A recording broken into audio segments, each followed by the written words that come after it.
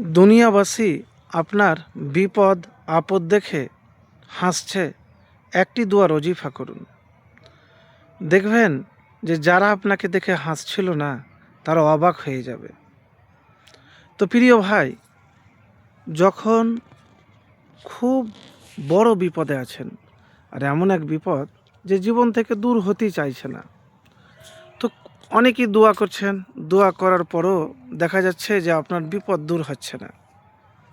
তো আমি এমন একটি দোয়ার কথা বলবো, আমার বানানো কোনো দোয়ার কথা বলবো না, যে দোয়া করলে সবসময়তে ইনশাআল্লাহ আপনি যে কঠিন বিপদে আছেন, বিপদ থেকে মুক্তি পাবেন। যারা দেখে হাসছিল এবং বিপদে যা হারিয়েছেন, উত্তম দ্বিগুণ জিনিস পাবেন। কোন দোয়া, এবং আপনি এটি সওয়াবও পাবেন। তো এতটুকুন বলবো ভাই, যে যখন বিপদে পড়বেন তখন হতাশ হবেন না। অনেকেই হতাশ হয়ে যায়, তা আমি এতটুকুন বলবো যে হতাশ না হয়ে আপনি আল্লাহ সুবহানাহু ওয়া তাআলার কাছে বেশি করে দোয়া করবেন। রসুল সাল্লাল্লাহু আলাইহি সাল্লাম সব বিপদ আপদে ধৈর্য ধারণ ও আল্লাহর কাছে উত্তম প্রতিদান লাভের আবেদন করতে বলেছেন। নবীজি সাল্লাল্লাহু আলাইহি সাল্লামের স্ত্রী উম্মে সালমা রাদিয়াল্লাহু তাআলা আনহা এই আমলের বিনিময়ে পেয়েছেন জীবনের সর্বোত্তম প্রতিদান। বিপদের সময় আল্লাহর প্রশংসা আলহামদুলিল্লাহ বেশি বেশি করে পাঠ করবেন। তার সাহায্য উত্তম প্রতিদান চাইলে আল্লাহ তাআলা ওই বান্দাকে বিপদের ক্ষতির পরিমাণ থেকেও উত্তম প্রতিদান দান করেন। হাদিস এসেছে, কোনো বান্দার ওপর যদি বিপদ আসে, তাহলে সে যদি বলে ইন্না লিল্লাহির আমল করে, তাহলে আল্লাহ তাআলা তাকে তার বিপদের সওয়াব দান করবেন এবং বিনিময়ে ওই বস্তুর চেয়ে উত্তম জিনিস দান করবেন।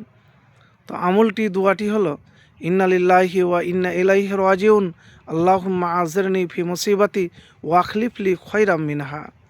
অর্থ হলো, নিশ্চয় আমরা সবাই আল্লাহর জন্য এবং আমরা তারই দিকে ফিরে যাব। হে আল্লাহ, আমাকে আমার এই বিপদের সওয়াব দান করুন, এর চেয়ে উত্তম বস্তু বিনিময় দান করুন।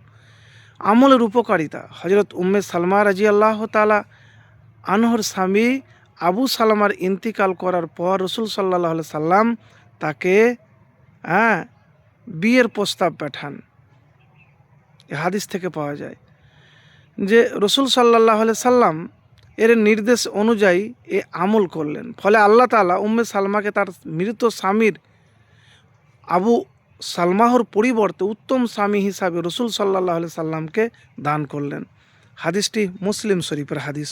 তো প্রিয় ভাই, এতটুকুন আপনাকে বলবো যে এই দোয়াটি পাঠ করবেন। সুতরাং মুমিন মুসলমান যখনই কোনো শারীরিক, মানসিক, আর্থিক ক্ষতির সম্মুখীন হয়, তখনই তার উচিত বিপদের তুলনায় উত্তম বিনিময় লাভে হাদিসের শিখানো আমলটি করা, উত্তম বিনিময়ের জন্য আল্লাহর কাছে প্রার্থনা করা, দোয়া করা। আল্লাহ তাআলা মুসলিম উম্মাহকে হাদিস এর নির্দেশনা অনুযায়ী যথাযথ আমল ও দোয়ার মাধ্যমে উত্তম প্রতিদান লাভ করার তৌফিক দান করুন। আমিন।